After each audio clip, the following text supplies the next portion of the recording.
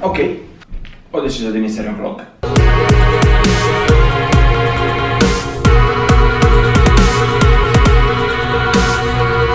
E voi direte, e tu chi cazzo sei? Bella domanda, avete ragione. Però voglio fare un esperimento. Ho una missione, ma un attimo, a questo ci arriveremo fra un secondo. Ho 29 anni. Vengo dalla Sardegna. Vivo a Londra. Ciao bello. E questo è il mio ufficio.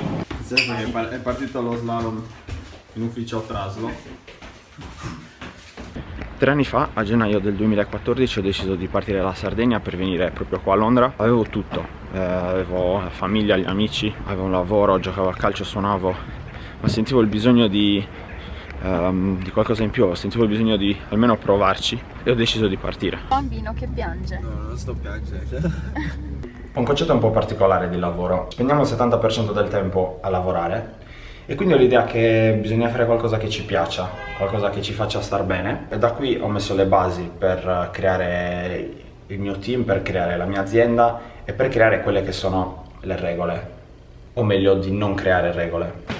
Il 2016 è stato un anno molto interessante. Abbiamo portato l'azienda da una persona, che sono io, a una famiglia di 8 persone, più i nostri collaboratori che sono su strada. Abbiamo iniziato delle collaborazioni veramente interessanti. Il 2016 è stato interessante anche perché abbiamo cambiato casa, abbiamo comprato casa. Fitto, c'è di spazio, guarda. Nel 2017 abbiamo in programma dei progetti particolari, quindi vorrei documentare questo viaggio, portarvi con noi.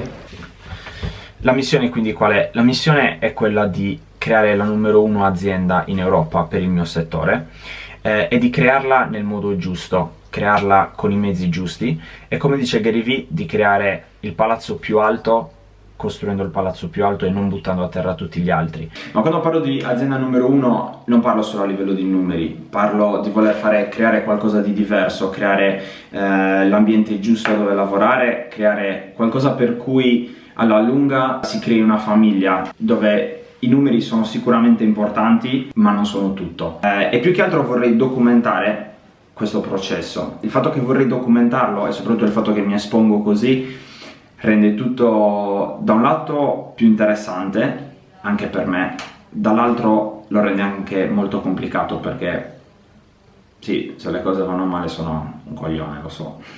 Niente, sto pensando alla gente che mi vedrà in giro con una telecamera parlando ad una telecamera. Diranno di nuovo, questo è un coglione.